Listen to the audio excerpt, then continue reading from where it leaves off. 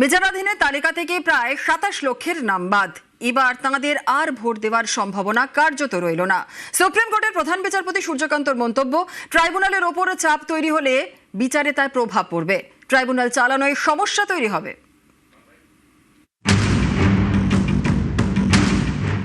বিচারাধীন ছিলেন 60 লাখ, এর থেকে বাদ যায় 27 লক্ষের নাম। এই 27 লক্ষের এবার ভোট দেওয়ার সম্ভাবনা কার্যত আর রইল না। সোমবার সুপ্রিম কোর্টের প্রধান বিচারপতি সূর্যকান্ত বলেন, ট্রাইব্যুনালের ওপর চাপ তৈরি হলে বিচারে তার প্রভাব পড়বে, ট্রাইব্যুনাল চালানোর প্রশ্নে সমস্যা তৈরি হবে। এদিন নির্বাচন কমিশন এবং রাজ্য প্রশাসনকে প্রধান বিচারপতি নির্দেশ দেন, জুডিশিয়াল অফিসারদের যে নিরাপত্তা দেওয়া হচ্ছে তা যেন প্রত্যাহার করা না হয়। আদালতের অনুমতি ছাড়া অথবা গোটা নির্বাচন প্রক্রিয়া শেষ না হওয়া পর্যন্ত নিরাপত্তা দিতে হবে। শুনানিতে আইনজীবী কল্যাণ বন্দ্যোপাধ্যায় বলেন, আমরা বলছি বিচারাধীন কেস এখনো পেন্ডিং রয়েছে। তখন বিচারপতি জয়মাল্য বাগচি বলেন, জুডিশিয়াল অফিসাররা সব বিচারাধীনের তালিকা শেষ করেছেন, 1-2 দিন বেশি সময় লাগলেও তারা কাজ করেছেন।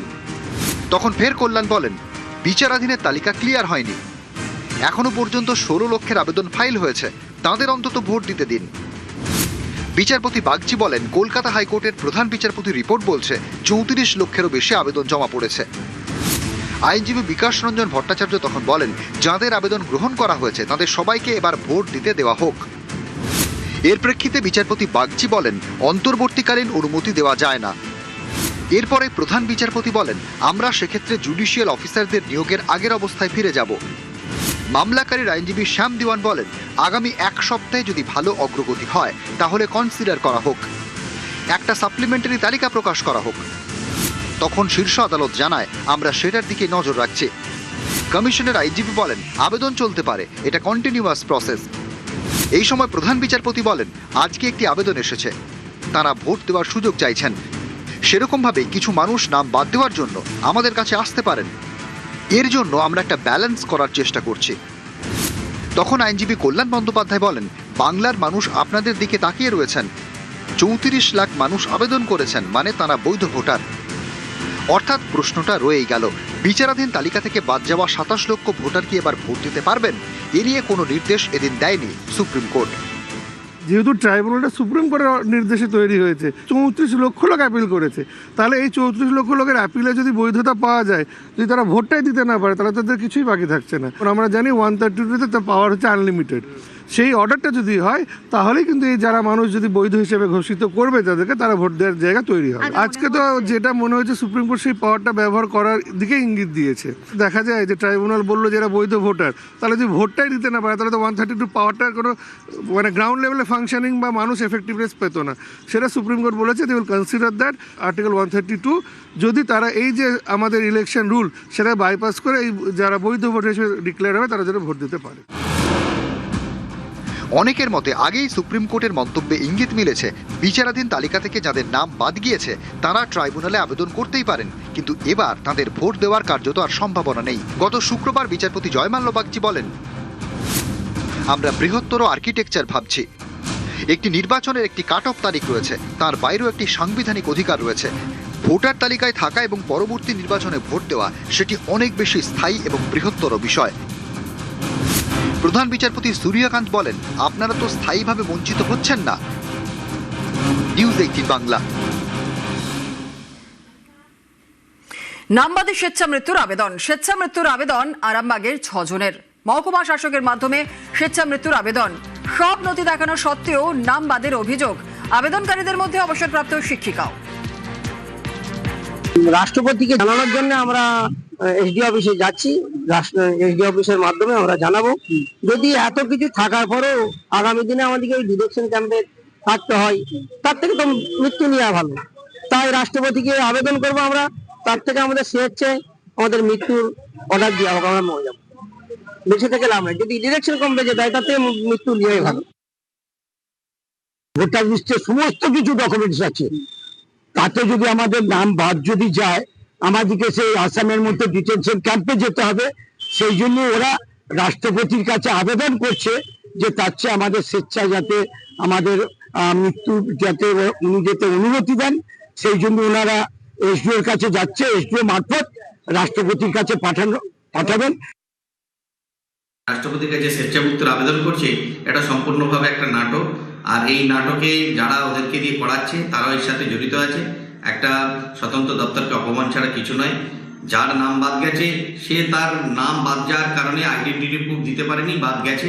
ভবিষ্যতে যে আইডেন্টিটি প্রুফ দেবে চেষ্টা করবে, ট্রাইব্যুনালে তো আছে এখনো নাম, অসুবিধা তো কিছু নেই। সুতরাং এ নিয়ে অত মাথা ঘামাবার কিছু নেই। স্বামীর পোস্টাল ব্যালটের ঝামেলায় স্ত্রীর মৃত্যু। অভিযোগ, রায়গঞ্জের দৃষ্টিহীন এবং বিশেষভাবে সক্ষম এক বৃদ্ধকে ফাঁকা ঘরে ভোট দিতে বলেন বিএলও। বিজেপিতে ভোট দেওয়ার জন্য তিনি চাপ দেন বলে অভিযোগ। বিএলও অবশ্য এই অভিযোগ মানতে নারাজ। আর এই নিয়েই শুরু হয় ঝামেলা। অসুস্থ হয়ে পড়েন ভোটারের স্ত্রী, তিনিও দৃষ্টিহীন। হাসপাতালে নিয়ে গেলে তাকে মৃত বলে ঘোষণা করা হয়।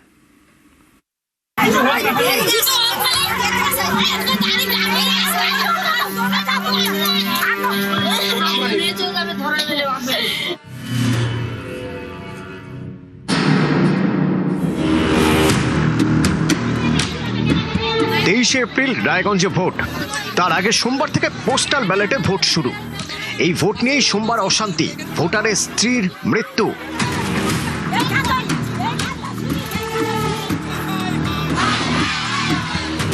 রায়গঞ্জ বিধানসভা এলাকার মারাইকুড়া।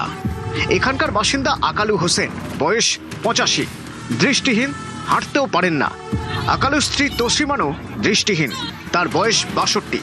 যেহেতু আকালুর বয়স 80-র বেশি, দৃষ্টিহীন এবং বিশেষভাবে সক্ষম, তাই তার জন্য পোস্টাল ব্যালটে ভোট দেওয়ার ব্যবস্থা করে নির্বাচন কমিশন।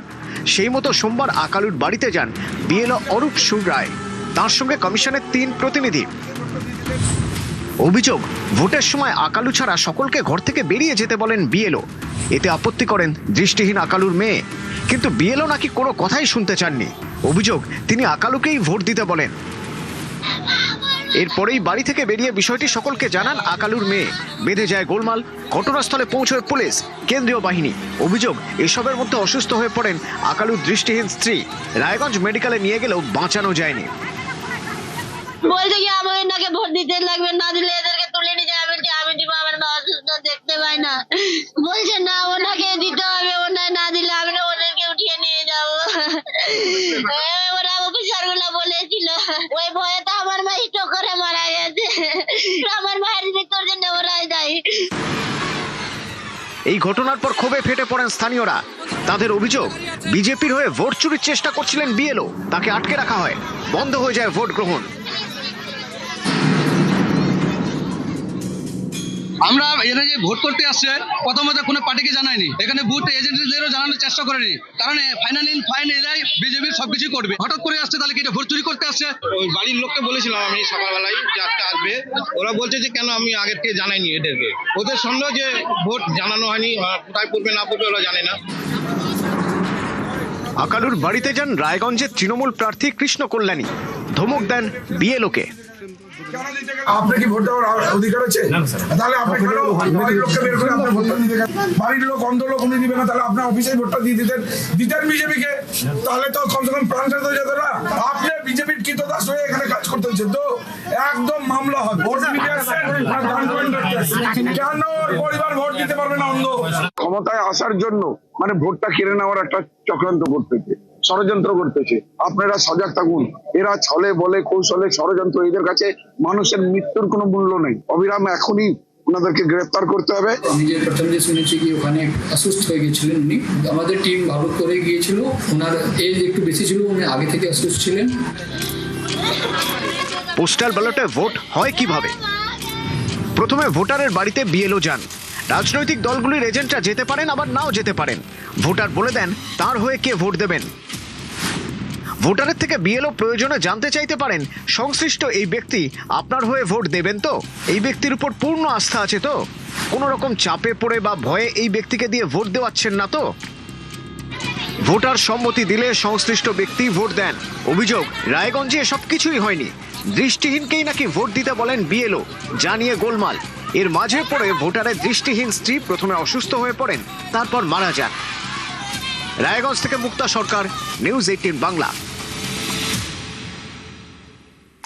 বারবার হারের বদলা নিতেই এসআইআর, বিজেপিকে তোপ অভিষেকের। আর অনুপ্রবেশকারীদের বাঁচাতে এসআইআর বিরোধিতা, তৃণমূলকে আক্রমণ অমিত শাহ।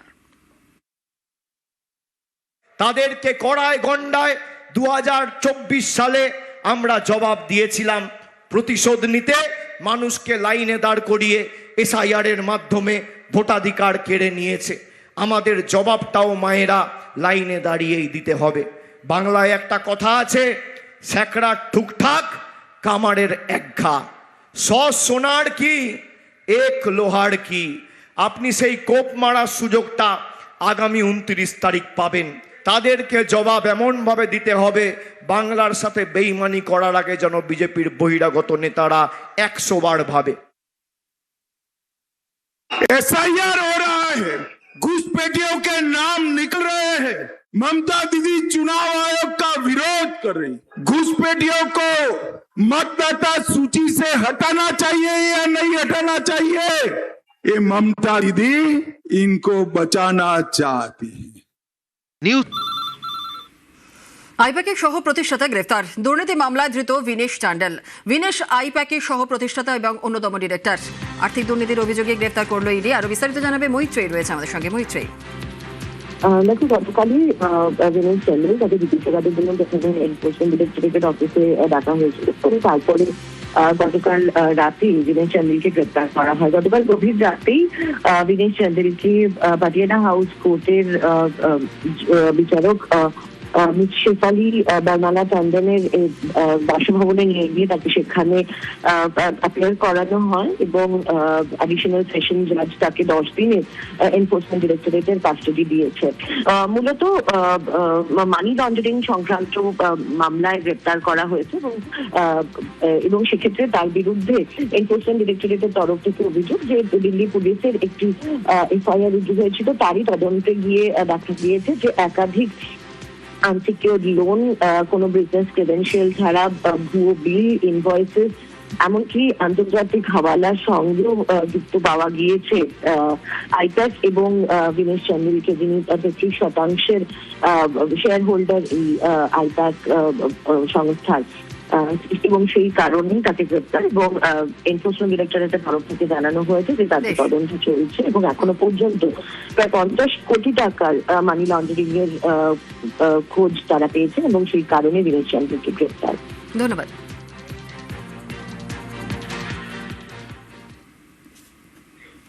ছাব্বিশে চ্যালেঞ্জে এগরায় জলযুদ্ধ। এগরা ভবানীচক দুবদায় ভোটের ইস্যু নিকাশি। 26-এর চ্যালেঞ্জে এগরায় জলযুদ্ধ। এগরা ভবানীচক দুবদায় ভোটের ইস্যু নিকাশি। ঘরে জল ঢুকে যাচ্ছে, তাহলে এবারে আমরা কি করে বাচ্চা কাচ্চা থাকবো? আমরা এটা সমাধি চাইছি যে এটা পরিষ্কার হয় জল নিকাশি। হ্যাঁ, জল নিকাশি নঞ্জলি ভরিয়ে আর সব বাস্তা করে নিয়েছে, জল নিকাশি পুরো বন্ধ।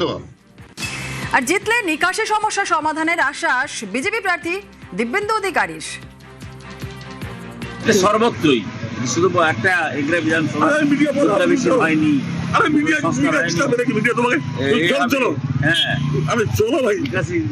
সংস্কার হয়নি।